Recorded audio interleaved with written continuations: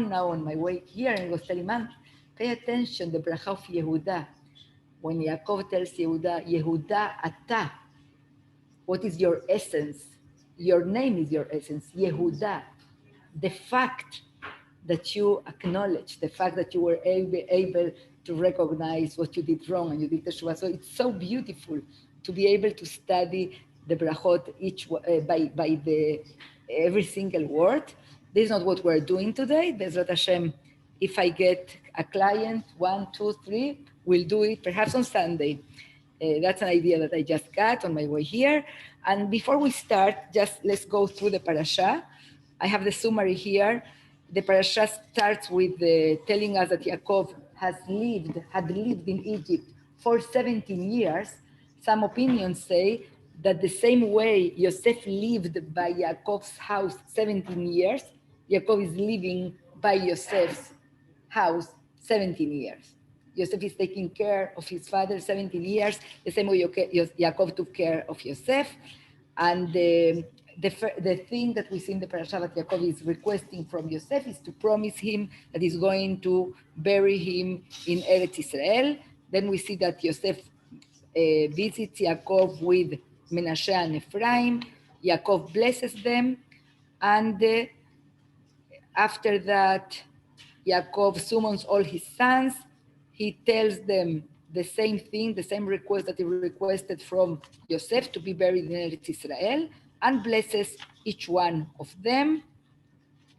After that, we have the description of Yaakov burial in Erets Israel, and Yosef lived 110 years. Yosef is also requesting from his brothers before he passes away that they will eventually take his bones out of Egypt, and when they return to Erets Israel, to the promised land, Yosef is also giving his brothers a code that whenever the time arrives, they are going to be able to come to Erets Israel. We're going to go now inside the details. So let's read. I'm going to the beginning of the parasha. Yes, so he's not speaking with all the brothers. Very good that you paid attention to that. I read a mefaresh that some of the whoever was alive. We suppose that some of them already passed away. It was one of the youngest. There is not such a huge gap in their age, because most of them have been born on 6-7 years. But yet it's possible that not all of them were alive. It says his brothers, so whoever was there. Okay, so I'm starting. We're on page 269, Parashat Vayechi. ויחי יעקב בארץ מצרים 17 שנה, ויהי ימי יעקב שני חייו 7 שנים ו40 ו100 שנה. Yaakov lived in the land of Egypt 17 years, and the days of Yaakov, the years of his life, were 147 years. The time approached for Israel to die, so he called for his son, for Yosef, and said to him, please, if I have found favor in your eyes, please, place your hand under my thigh and do kindness and truth with me. Please do not bury me in Egypt, for I will lie down with my fathers, and you shall transport me out of Egypt and bury me in their tomb. He said, I personally will do as you have said. He replied, swear to me. And he swore to him. Then Israel prostrated himself toward the head of the bed. So we see that when the time came for Yaakov to die, how does Yaakov know that he's about to die? He feels weak. He feels that his tzarot, his troubles, his problems have made him weak. And he feels it. He feels my time is coming. And it doesn't necessarily mean that it's happening on one of these days. But when a person reaches certain age, or you feel that it can happen naturally, that is your time to depart from this world, is when people decide it's time to put things in order, to let others know about my will, about what I want to be taken care, etc. I have to tell you that really studying this parasha is, I think in our days, especially in the days of COVID-19, especially that we've seen so many cases of people, of great people, of elderly and young that have passed away being alone, without having anybody around them, without being able to even say what do they want for their future, what do they want to leave as a message. I think about my mother-in-law, Zichrona Libracha, how she passed away there in Argentina without being able to see her children, without being able to say goodbye. And we have too many cases. Like I really feel, studying this parasha, that we should include in our tefillot to have a good end. Even that, even passing away and departing from this world requires the bracha of Hashem, that He really allow us to have a good end, to have an end where we are close and next to our loved ones. The same thing that our parasha is showing us that will happen with Yaakov Avinu. So Yaakov knows that time is coming, and he calls his son Yosef. Now, in this case, why is he calling Yosef? Is not so much because he loves him more, but because he's not next to him, but more than that. Exactly, it's because of Yosef's power. Yosef is the one that has the power to really proceed and take care of the will, of the request of Yaakov Avinu. Now, what is he saying? First of all, he's asking from him, Simna yadecha tachat yerechai, to put his hand under his thigh. Where did we see that? Elias, with Abraham, it appears only twice in the Torah. And then again, it's not with the angel also. Oh, he heard him on Yerech Yaakov. Yes, the word. No, that was an Ashvua. But it could be that the Yerech represents something very strong. It represents perhaps a continuity. Some say that is the thigh, some say that is the groins, is the area where a man reproduces. So is what really give you the possibility also to take care of your words of the future. Now, what is he telling him? Ve'asita imadi chesed ve'emet. If you can promise me and you do with me chesed ve'emet, why chesed and emet?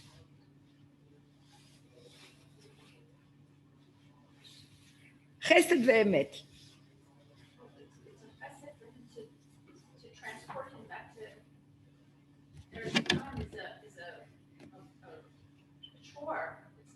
It's a big chore. It's a big chore, so for him to do it would be a big chesed. It's a big chesed to take him to Eretz Canaan. True, Rashi will say kvura or burial or any chesed, anything that that are done with the person that has passed away with the deceased is in Torat chesed, in the level of chesed. Why? They cannot repay you. You are really doing it because you want to do something good and not because you have any expectations to be paid and to have any reward for your actions. Now, every one of the Mefarshim will find a different way. Some say, as a son, it's your obligation to bury your father. Like you have to bury your father. What is the chesed, as Sharon is saying, is to not only to bury him, but to go and to take him to Erets Israel. And Yaakov is really investing a big effort on making sure that this is going to happen. And even when Yosef says, I'm going to do it, he says, okay, swear to me. It's not enough the promise under the thigh. It's not enough that Yaakov sees that Yosef is. First, he has to see that Yaakov is willing to do that. Because Yosef could say, I'm sorry, Dad, you have no idea how things won't work in Egypt. You saw how many years I was here, I wasn't even able to come and see you. But once he gets the reassurance that Yosef says, okay, I will do it, Yaakov requests, Hishave'ali, swear to me.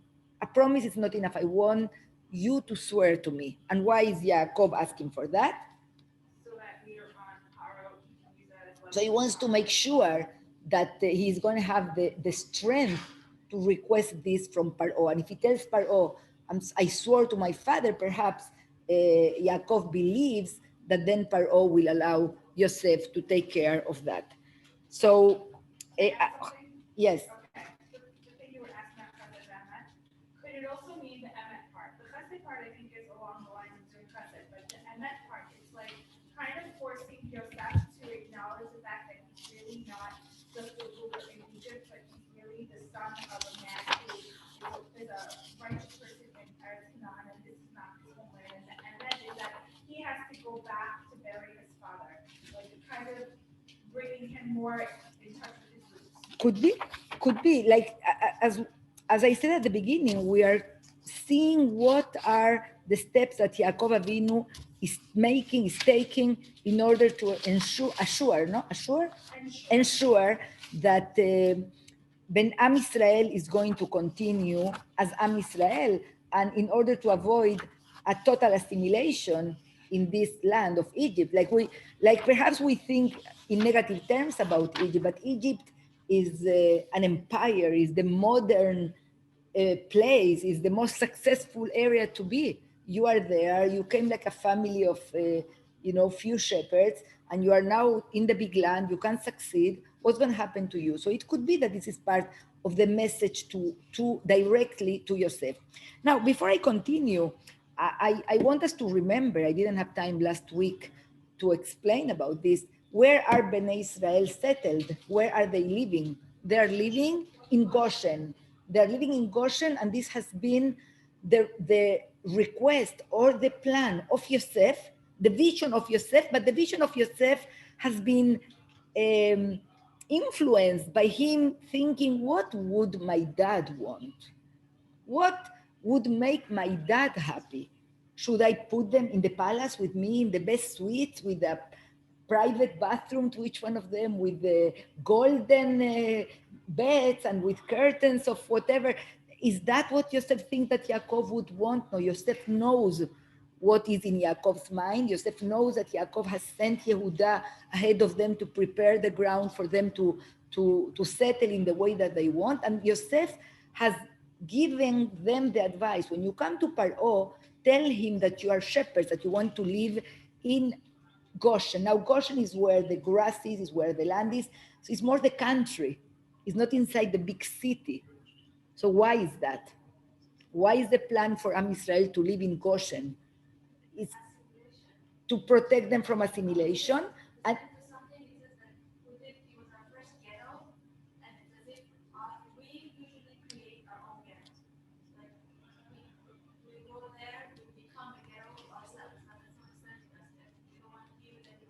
beautiful. So this is a ghetto that they create, that they want to have, and as usually happens with Jewish communities, we create our ghettos sometimes, and the purpose of a ghetto, like when the goyim impose on us the ghetto, is because they don't want to mix with us. They want to put us as second-grade citizens, isolated, and usually with very bad conditions. But our purpose when we create our ghetto for ourselves is two reasons for it. One is to have distance from the non-Jewish communities, from non-Jewish society, like isolate ourselves a little bit from them. At the same time, we want to be together. It makes us live close to each other. It's not a coincidence that all the community is living in Great Neck and that all of the Syrians are living in Brooklyn. And usually we choose the closeness of each other. It's not only because I'm happy to be with my brother and with my father, that's of course, but that what helps us to have a community, to have a Bet Knesset, to have our system of kashrut, to have our stores of kosher. Living together helps us to be strong.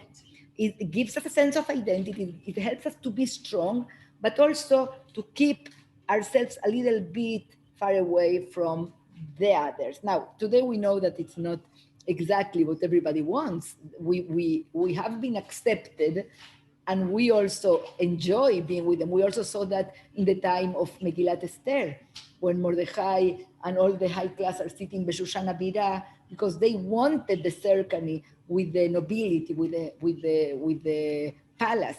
Now Yosef is telling them it's not good for us, and Yaakov also agrees to that. So we know that they have been isolated. We know that this is not going to stay forever. I remember asking that question last year, and I remember you answering it, Colette. How do we know that this is not what happens, that we stay in Goshen?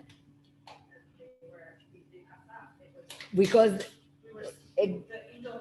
exactly in Makat Bechorot, Hashem tells us to make a sign in our doors because there is a need to skip our doors to protect our homes when the Magefa is coming. Because there was a Jewish home, an Egyptian home, a Jewish home, an Egyptian home. We were all mixed. So we don't stay in the ghetto, but the ghetto has a very good goal, a very good purpose. So at this point, Yaakob is asking from Yosef to bury him in Egypt. And then, אחרי הדברים האלה, we see that the Torah, after he gets the promise, so the first paragraph perhaps happened earlier. It doesn't necessarily happen the month before Yaakov is passing away, perhaps few years before. And then it says here, "ויהי אחרי הדברים האלה," and after these things, ויאמר ליוסף, הנה אביך חולה, someone said to Yosef, your father is ill, like behold, like suddenly. So he took his two sons, Menashe and Ephraim, with him, and Yaakov was told, behold, your son Yosef has come to you. So Israel exerted himself and sat up on the bed. So now we see that Yaakov is being told that Yosef is coming. He makes an effort to sit because Yosef has he's like a king. So Yaakov wants to give him kavod. Yaakov said to Yosef, El Shaddai had appeared to me in Luz in the land of Canaan, and he blessed me. He said to me, behold, I will make you fruitful and numerous. I will make you a congregation of nations, and I will give this land to your offspring after you as an eternal possession. And now your two sons who were born to you in the land of Egypt before my coming to you in Egypt shall be mine. Ephraim and Menashe shall be mine like Reuben and Shimon, but progeny born to you after them shall be yours. They will be included under the name of their brothers with regard to their inheritance. But as for me, when I come from Padan, Rachel died on me in the land of Canaan on the road, while there was still a stretch of land to go to Ephrat, and I buried her there on the road to Ephrat, which is Bethlehem. And then Israel saw Joseph's son, and he said, who are these? Before I continue, what's happening here? Yosef is coming with Ephraim and Menashe to see Yaakov, and Yaakov is telling him, Hashem blessed me then, in lieu that I'm going to multiply, that I'm going to be more numerous of what I am until now. And then what happens?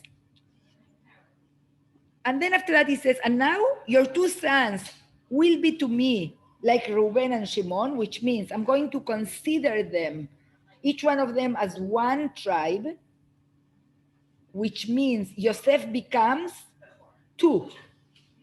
Yeah. Yosef becomes a double. Become Yosef being one tribe, Yosef becomes two tribes. Yes, and he's going to get double, that we will see later in the Berachot.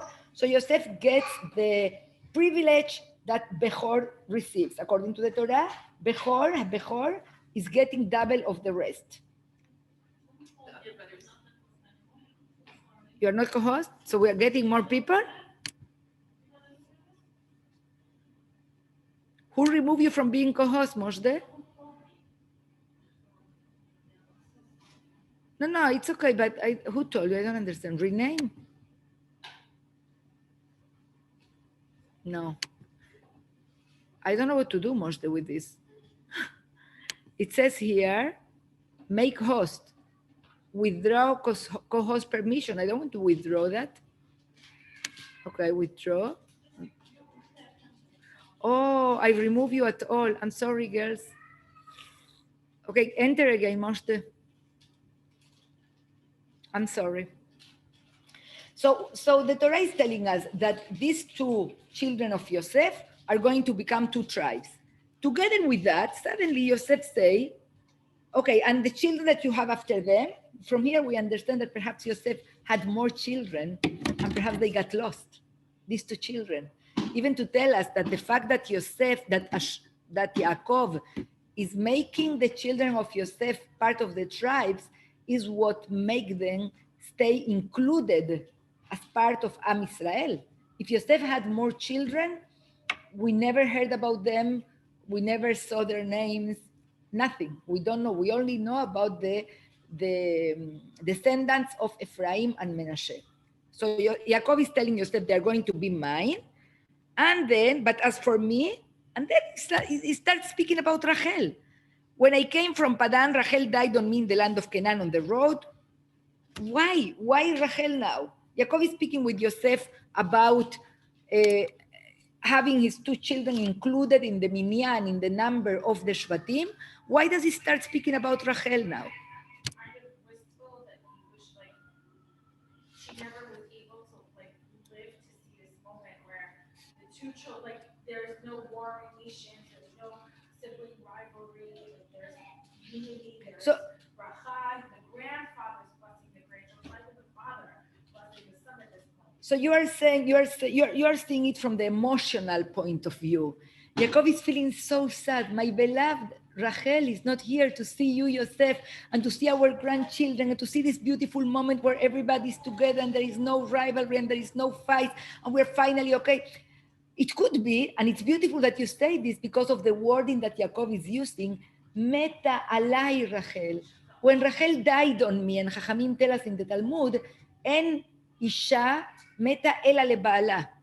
Like when a woman dies, she dies to her husband. When a man dies, he dies to his spouse, to his wife, because this is the closest person that is going to feel the loss. So you are concentrating in that feeling, in that emotional state of mind of Yaakov. Mostly you wanted to. He was just telling us again that I'm so sorry I have to bury her on this day. Okay, so Moshe is saying what many Mefarshim say. I think Radak and Ebenezer and even Rashi, Yaakov is kind of being apologetic. He's apologizing to Yosef. He says, I hope you don't take this against me. I asked you to bury me in Eretz Canaan, to bother and carry me to Ma'arat HaMachpelah, well, while I'm here in Egypt. But I want to tell you, I want to explain to you what happened. When your mom died, Meta alai, Meta alai is also, she died on me, is like suddenly, it happened suddenly. When did it happen? When we were on our way. We were like, imagine Yaakov with all the caravan, with their children and grandchildren and the cattle and everybody, we are all moving. Then she died. But okay, wait. Yaakov is asking from Yosef to carry him from Egypt to Israel. Why is Yaakov apologizing? Not to take Rachel from Ephrata to Hebron? How far is that? What is this apology good for? What is Yaakov saying here? He's Why? saying, I'm sorry that I didn't give your mother a proper Okay, burial." why? But why? Why? It's not enough to say I'm sorry. Like, I'm sorry, I did something wrong. Because number one, we know that he's asking you to bury him in Ma'arat Machpelah, which is where Leah is buried. And it's unknown, was she dead at this point? Do we know if she came down to Egypt? Or we don't know. Who? Leah. Because Leah is buried with Yaakov, not Rachel. So like, it's almost like he's, on one hand, he's like blessing him, like, you're going to be like my firstborn, Reuben and Shimon, like, Ephraim and Menashe are going to be like my Reuben and Shimon, like kind of giving them the preferential treatment as the sons of the main wife. But then he's kind of apologizing. I'm really sorry I couldn't bury her with, like, she had to be buried here, but I'm not asking you to bury me next to her. I'm asking you to bury me. Oh, you go even to say Yaakov is not even asking to get buried next to her, but that wouldn't be expected. It wasn't connected, so it wasn't like an immediate conversation. Once like the end of the last parent, and then it starts with Vayech, and which typically it means like time passed, like it's a segment. So it's not like it happened one after the other. So the conversations, even though they come in succession, it doesn't mean that they actually happen one after the other. No, this conversation is not happening now when Yaakov is about to die. Has happened before. When Yosef brings the children to Yaakov and Yaakov is blessing them, it's not now. It's when the kids are still young. And then is when this conversation happens. You're right. Let's see what Radak says. ואני, המאמר בזה היה להתנצל אל יוסף מה היה שלא קבר עמו במערה. This is said by Yaakov to apologize to Yosef that he did not bury his Rachel, his mother, in the Me'ara, the same way he did with Leah, and he doesn't want Yosef to take grudge on Yaakov about this. since he's asking from him to take him to the מערת, to מערת המכפלה.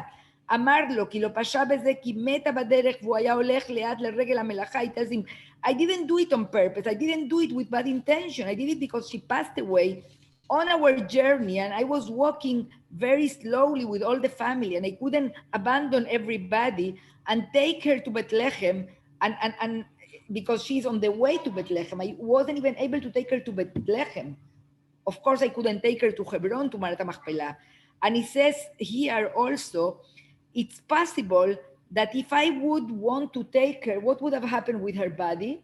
הייתה אולי מסרחת, אולי ימי קיץ היו. Perhaps the body would have decomposed, perhaps it was the days of the summer. גם לא היה בידו לחנות אותו. Also, what is going to be done to Yaakov? What is, they're going to embalm him.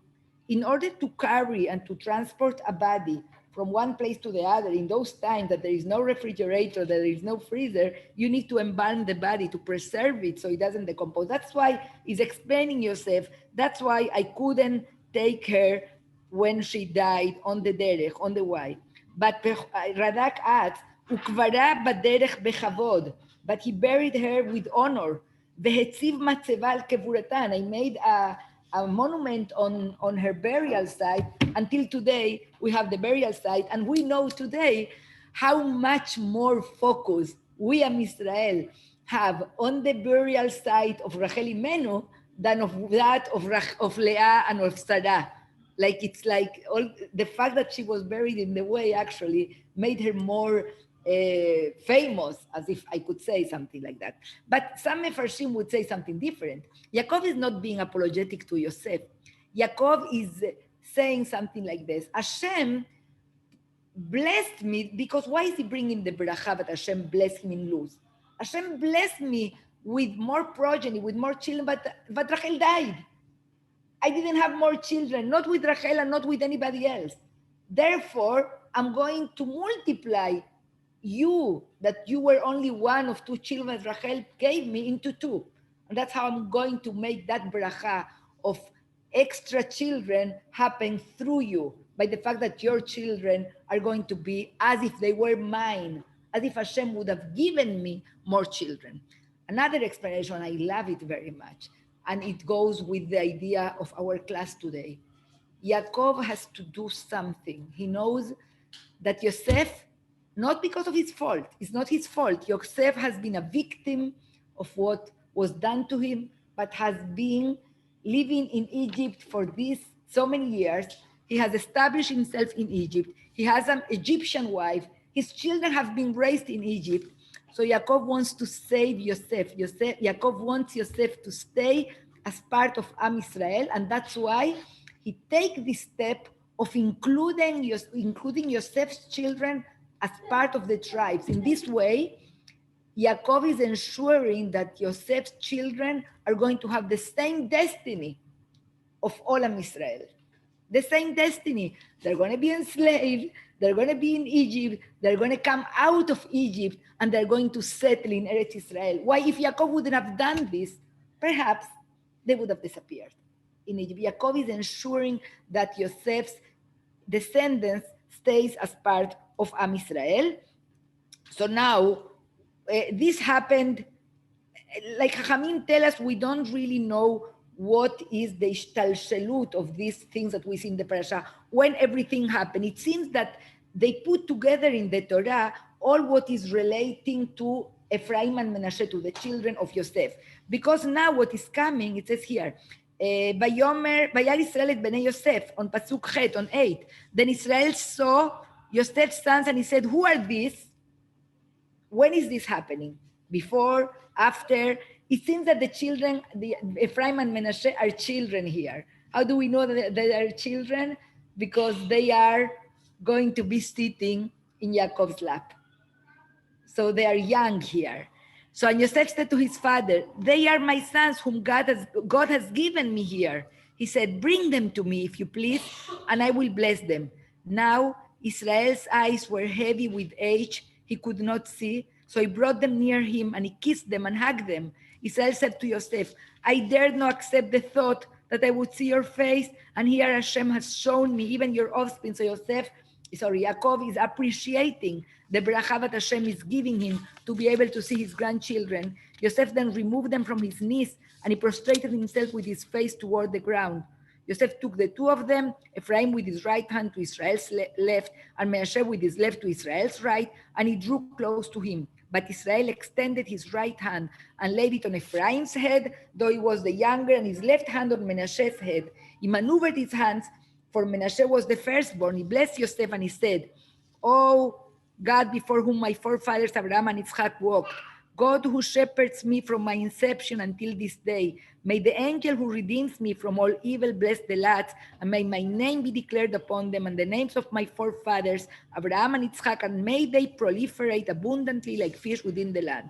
So Yaakov, Yosef is telling Yaakov, these are my children, Ephraim and Menashe, and when Yaakov is asking who are they, there is beautiful midrashim that say that Yosef at that time felt so sad. He said, "What? My dad is not recognizing my children because they were born in Egypt. They were raised like Egyptian." And one midrash says that Yosef, in that moment, made tefillah. He prostrates himself and he says, "Hashem, please, if my children deserve to be blessed, to be included, let them be blessed now." And then the nevuah comes to Yaakov and he's able to bless them. And Yosef then positioned them. He puts the oldest Menashe in front of the right hand of Yaakov and the youngest Ephraim in front of his left hand. He puts them like this so his father can bless them with the right hands, because we know that in the Bible, the Tanakh, the right hand was always considered the important hand, so that should be the hand used to bless the oldest. I asked myself, why did they have to be blessed at the same time? It could be that he bring one, like Yosef is kind of helping the father, if you pay attention to this. But first, Yosef is not bring, okay, come Menashe, you first, and then come Ephraim. He puts them together. So when you put them together, you are already creating the background for what happens. And Yaakov is crossing his hands, and he blesses Ephraim as the Bechor and Menashe as the second.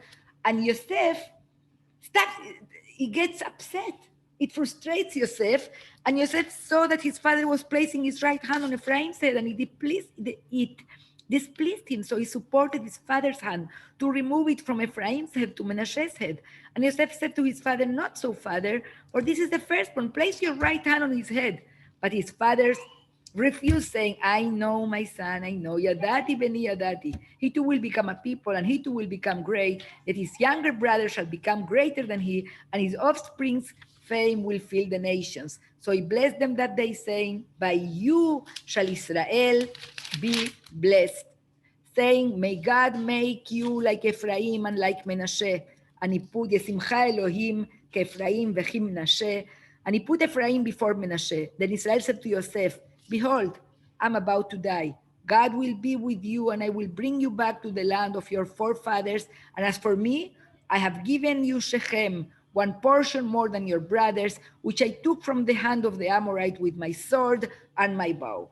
So, Colette, what did you want to say? So I think I mean, I think the fact that they are blessed together was totally delivered on Yaakov's end as well. It's such a contrast to Toldot, where there was all this conniving, and this one comes in, and this one leaves, and this one comes in, that he, growing up, grew up with such a tension, so much tension in his own household, that he diffuses it right here, and there's such a, I don't think he diffuses it necessarily, but rather he allows them to kind of like see things for as they are. There's no competition, there's no rivalry, there's peace. Of And course. so that's, I think it's the fact that Yosef brings them together and Yaakov blesses them together. It's completely. So you see from the beginning, even before they are blessed, even before Yaakov is crossing his hands, we see that the background shows that there is already a feeling of harmony between these brothers. There is no, yes, and that's beautiful, and that's one of the reasons, like that when the Torah is saying this is the bracha that Bnei Israel are going to use to bless their children.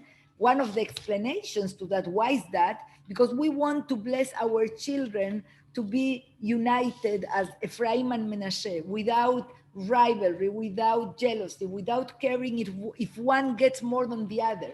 So this is one of the most beautiful bracha that we can give our children, as long as we have two at least. Because if it's one child, that bracha, that reasoning for the bracha is not going to help.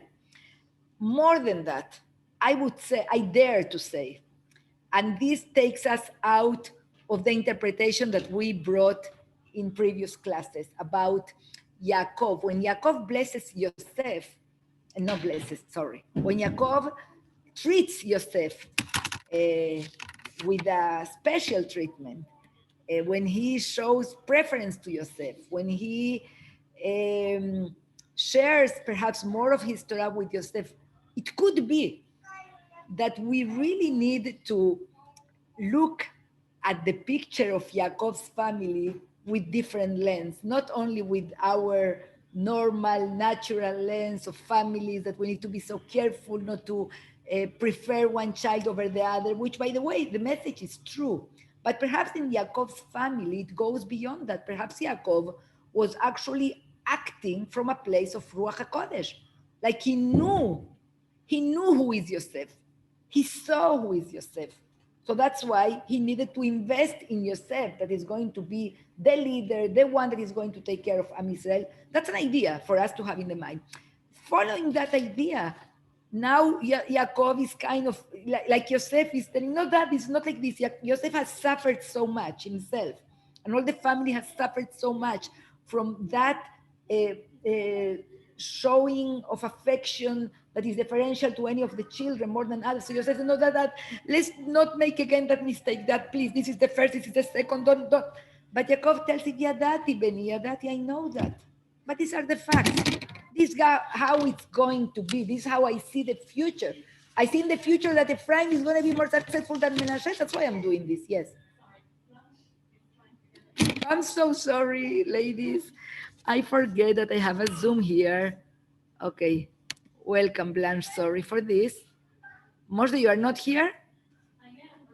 No, you are not here. You have to enter again. You are not at all inside. Okay. So now, another reasoning that Chachamim give us for why do we bless our children as Ephraim and Menashe, and it's beautiful. What is the other reason? The other reason, why do we bless our children to be like Ephraim and Menashe? Besides of the fact that they were limited? They didn't assimilate. Beautiful, Nusha, because Ephraim and Menashe represent the two first Jewish children that have been raised in an secular, non-Jewish society from the moment we become a nation, from the moment we become a people. And the fact that they stay inside of Am Yisrael, I don't know if they did not assimilate at all. Perhaps they started. It's impossible not to assimilate before the Yaakov's family arrives. I don't know how much of Jewish values Yosef was able to give to them, and with a mother like Asanat Bat Potifera, I don't know, but at least we know that whatever is needed to be done is done for them to stay as part of Am Yisrael. They will be part of the 12 tribes of Am Yisrael. They come to Erets Israel, they live in Erets Israel. So that's why what we see here is that the effort is made for these children to stay Jewish. And it's a very good bracha that we, especially as Jews in the diaspora, that we need to bless our children. Our most fervent hope is for our children to stay Jewish, to stay with the values of our Torah, to have Jewish children, to marry Jewish, to marry their children Jewish, and to keep for generations into our Masoret, our tradition of the Torah. So now, again, this is another of the things that Yaakov Avinu is doing. And look, sorry, I skipped a very important pasuk. Who can find for me where Yaakov is showing his love for his grandchildren? Where is that? Here, yes. On Shani, on Yud Aleph, pasuk Yud Aleph, when Yosef is saying, when Yaakov is saying, I didn't even expect, I dare not accept the thought that I would see your face, and Here Hashem has shown me even your offspring. Before that, it says he couldn't see them, so he brought them near him and he kissed them and he hugged them. Yaakov Avinu is showing us something so, so important that I can relate to it already as a grandparent. I have here one more grandmother. As a grandmother, we can really see and feel the impact that we can have in our grandchildren. And grandparents' relationship with grandchildren or grandparents' influence on grandchildren usually happens through love. Like parents and children has usually needs usually to survive that balance between love and discipline. Like I love my children, but it's my responsibility to discipline them. So there are tensions. So there are moments that it's so difficult. So there are moments that my children don't feel loved by me. But grandparents, we don't need to discipline. We can always stay in the area of love, of the hugging, of bringing them close to us, of showing them our unconditional love. And this is an important message. Yaakov is the first grandfather that we see in the Torah showing love to his grandchildren. And this is coming together with his concern for keeping these grandchildren into the values of the Torah. And this is what we see. I heard one beautiful, beautiful shiur here of Rabbi Sachs. If you, whoever wants to listen to it, you go on YouTube, Covenant and Conversation on Parashat Vayechi, because it's a video that he is giving. So he's speaking about the relationship between grandparents and children and how important it is to learn Torah with them, to study with them or to teach them. And he brings two sources, one of the Talmud, the Babylonian Talmud, and one of the Yerushalmi Talmud.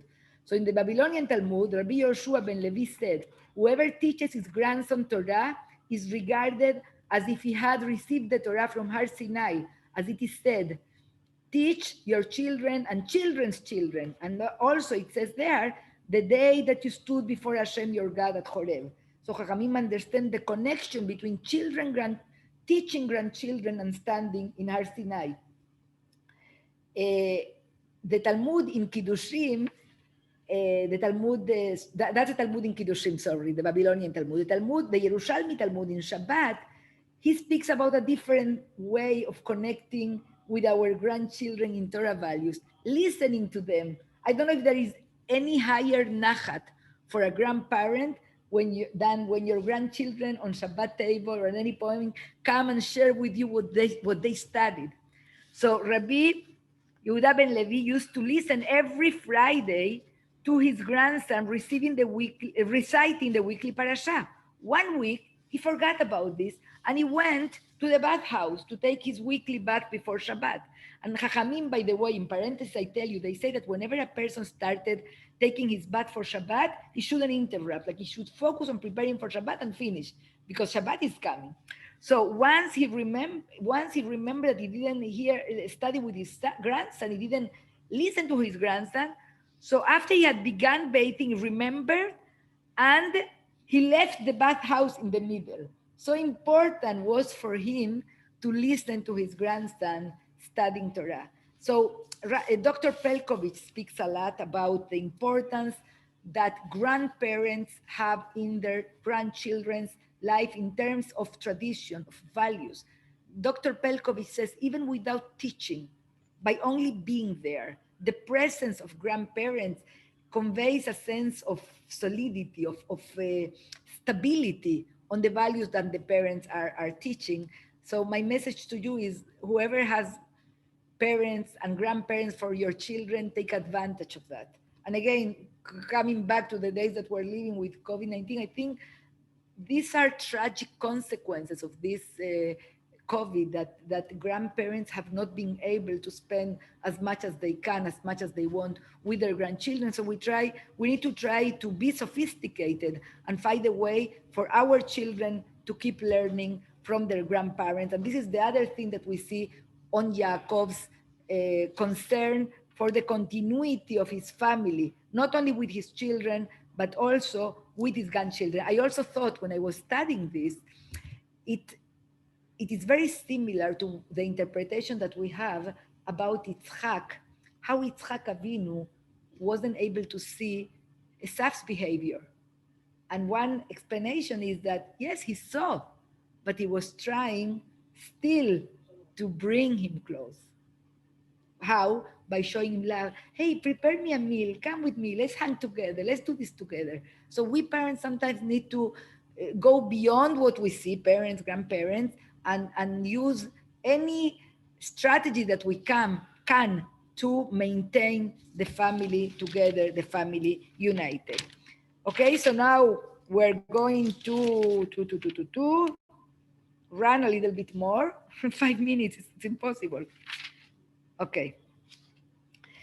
Move to Aliyah Revi'i, that is the Aliyah when Yaakov Avinu is calling all his children on page 175 on our Humashin. Then Yaakov called for his sons and said, assemble yourselves, and I will tell you what will befall you in the end of the days. Gather yourselves and listen, O sons of Yaakov, and listen to Israel, your father. Again, Rabbi Sachs, Zichrono Livracha, has left us such beautiful legacy of ideas, of amazing ways of being able from a pasuk to see such deep messages. So he says, the book of Bereshit is all about challenges inside the family, between husbands and wives, between parents and children, between brothers, between siblings, sibling rivalry, hatred. But what is the end? What is the last parasha? The last parasha, Yaakov Avinu, אף על פי כן ולמרות הכל, with all of that, is able to have all his children together. Come together. How does he tell them? Assemble yourselves, and I will tell you what will befall you in the end of the days. Yaakov Avinu is departing this world, seeing all his children around his bed, with all their differences, with their different opinions, with different ways of living lives, but he have them together. Now, I made an invitation at the beginning of the class, and whoever wants, you can WhatsApp me. Personally, I really want to force myself to study the brachot on depth, so we can have a class perhaps on Sunday morning, whoever wants to wake up early, about the meaning of the words of the brachot that Yaakov blesses his children. First of all, saying some general things about the brachot. We call them brachot, but we see from the beginning that they are not exactly brachot.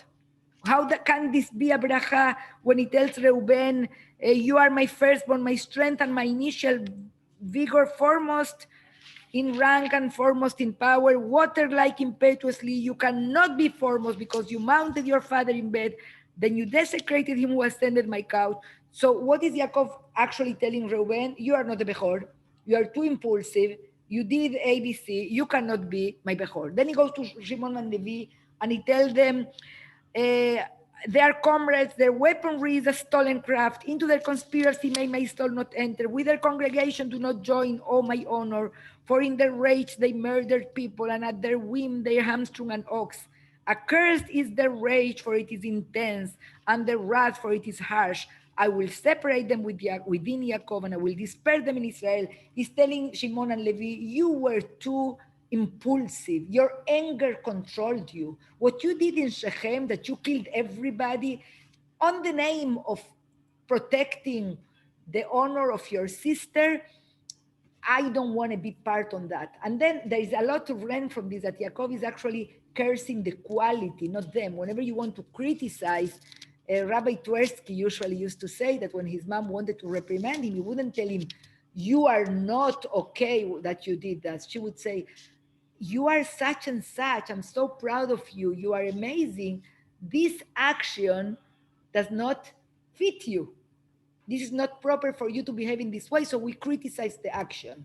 And what Yaakov does there, he separates them. Anyways, I just give you two examples how the brachot don't look exactly as brachot. How do we explain that?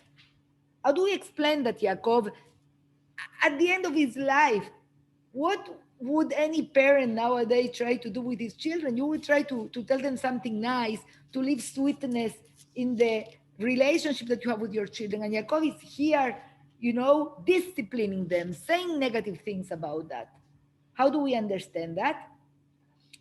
So Rav Shimshon Raphael Hirsch, and I read that in my notes from previous years. I heard it from Sivan Rav Meir this year.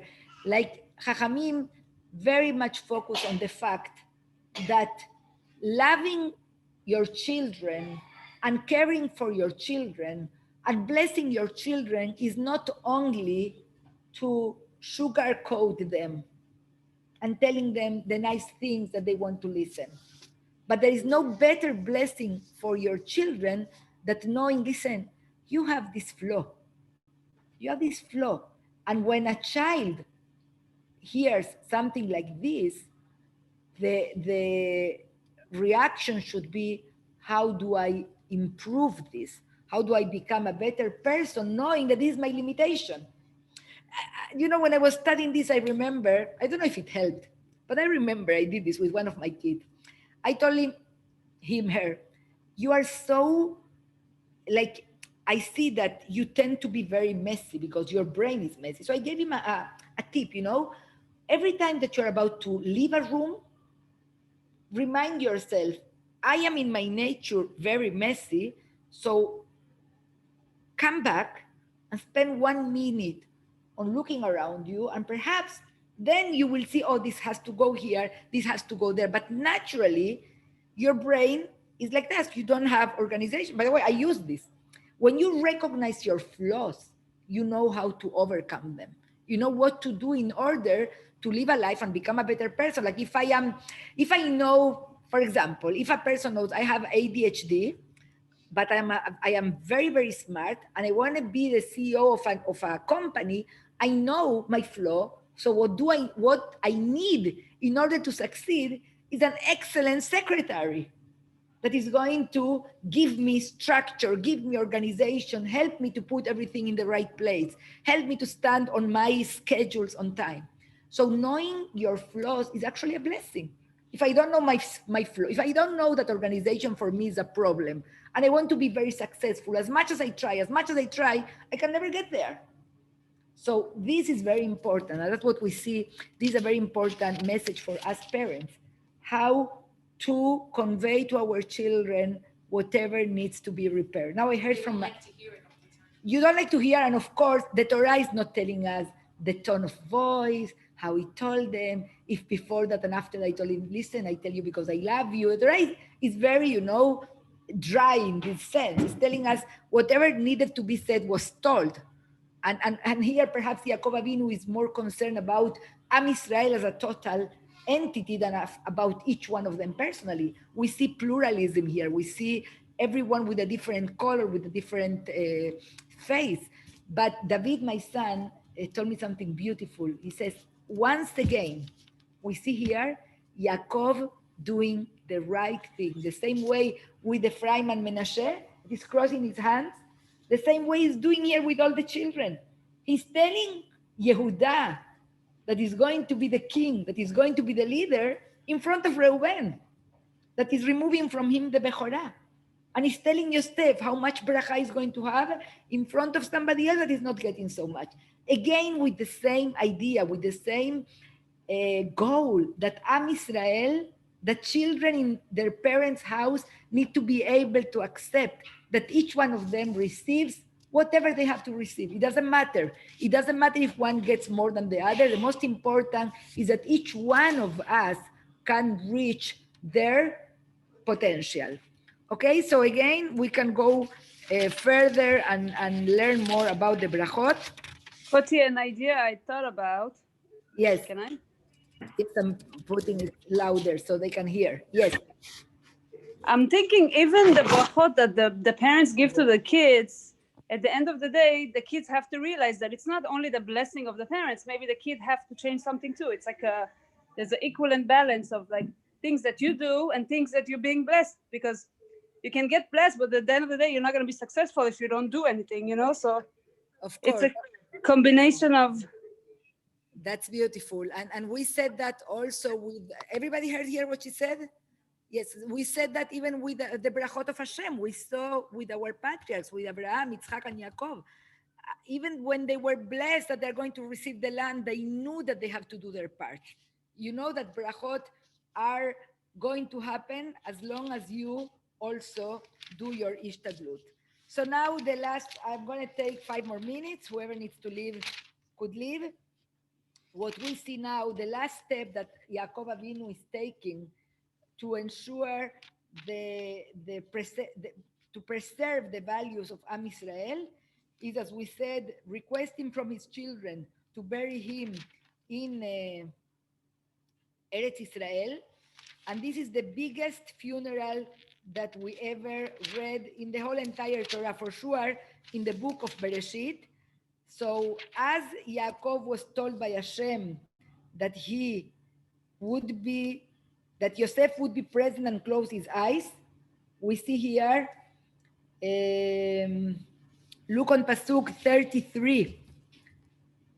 By the way, every time that Marat Machpelah is mentioned in the Torah, every time we find that there is a mention that it was purchased by Abraham. Like in the Torah, Hashem knew that we're going to have trouble to preserve it and to put, yes, but still every time, like why does he have to say this? In which place I want you to bury me? With my parents, in the cave that is in the field of Ephron the Hittite, in the cave that is in the field of Machpelah, which faces Mamre, in the land of Canaan. By the way, I'm in Pasuk Lamed. With Abraham bought with the field from Ephron the Hittite as a burial state. There they buried Abraham and Sarah his wife. There they buried Yitzchak and Rebekah his wife. There he buried Leah. Purchase of the field and the cave within it was from the sons of Het. So when Yaakov finished instructing his sons, he drew his feet onto the bed. He expired and was gathered to his people. Who cries?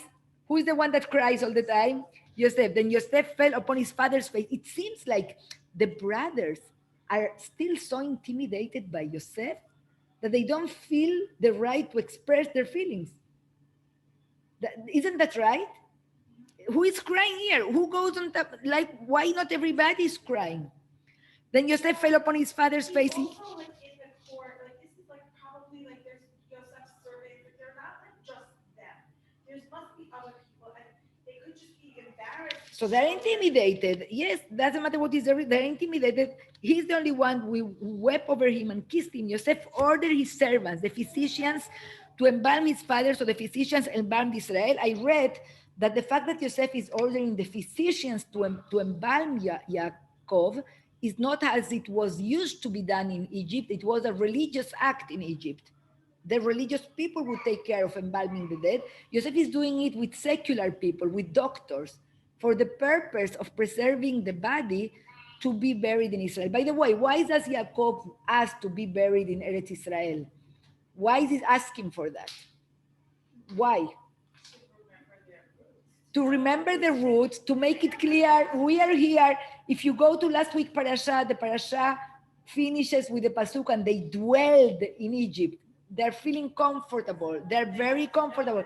Yaakov is telling, this is not home, and he's telling the message to Yosef especially. This is not home. Home is in Eretz Israel. That's one reason. Another reason, Yaakov doesn't want the Egyptians to make from him a deity, a god. To tell us, all of us in Am Israel that today make from burial sites such an important and kadosh place. Yaakov doesn't want to be there. He doesn't want to make that they make from him a god. This is not the Jewish way. So now they're going to Eretz Israel. After 40 days, his 40-day term was completed, for such is the term of the embalm. And Egypt bewailed him for 70 days. When his bewailing period passed, Yosef spoke to Paro's household, saying, if you please, if I have found, so I'm not going to read everything. You don't have the time. So Yosef asked from Paro, my father has asked from me, I have to bury him in Egypt. He sends an emissary. He doesn't tell him face to face. It can be very offensive. After all what we do for you and your family, this is what you want. So Paro gets the message. If you don't want to get buried here, it's because you don't feel that you are an Egyptian citizen. You feel double, you are not faithful to us. So my father had adjured me. My father made me swear. So Paro lets him So Joseph went up to bury his father, and with him went up all of Paro's servants, the elders of his household, and all the elders of the land of Egypt, and all of Joseph's household, his brothers, and his father's household. Only their young children, their flocks, and their cattle did they live in the region of Goshen. And he brought up with him both chariots and horsemen, and the camp was very imposing. They came to Goren Adat, which is across the Jordan, and there they yelled a very great and imposing eulogy, and he ordained a 7-day mourning period for his father. When the Canaanite inhabitants of the land saw the mourning in Goren Adat, they said, "This is a grievous mourning for Egypt." Therefore, it was named Evel Mitzrayim, which is across the Jordan. So now they do it. The children of Yaakob bury Yaakob in Erets Israel. As we see, not everybody goes to the Levaya who stays in Egypt. The children and the cattle, it reminds us when Paro is allowing them at the beginning to go serve your God, but leave here your children. And Moshe says, no, Nelech bebanenu, bibnotenu, biskenenu, we are all together, we are families. Here they leave the children. Two reasons could be practical reasons. Yosef and their brothers themselves, perhaps in their mind, were coming back home. They're settled. Imagine we from Great Neck have to go to do some business in Erets Israel. Nobody think about staying there. We come back home. This is home. This is their home for now. It could be that reason. Another reason could be that even that Yosef has this privileged position, Yaakov is still, supervising every movement of Yosef and his brother. You can go, but you come back. All your money stays here. The banks are closed. You cannot take out your money. All your children stay here. So here we also understand why Yosef didn't go to let his father know about his, prosperous life in Egypt. Perhaps he wasn't allowed. So we don't know how much he was allowed to do it. Anyways, this is how it happened. Now, in our parasha, we see the end, and again, as usual, we need another hour. We see how Yosef is requesting at the end that his bones will be taken to Erets Israel as well. That request of Yosef is the final clarification for us that Yosef has absolutely come back home. That he has, if we don't know, but if he had at any moment doubts about his own identity, what do I choose? To stay in Egypt where I have been successful, where I have been fruitful, like he gave the names to his children, Menashe, forget the problems of my home, I am successful here, or I go back home. When he's asking to be buried, at least to be his bones taken to Eretz Israel, Yosef is telling us, I know where is my place. Yaakov has done a proper job in bringing back Yosef home. So there is so much more. Enjoy the parasha, it's beautiful, and Shabbat Shalom to everyone. Anybody Thank has? you, Katrin. Thank you, girls. Thank you for being here.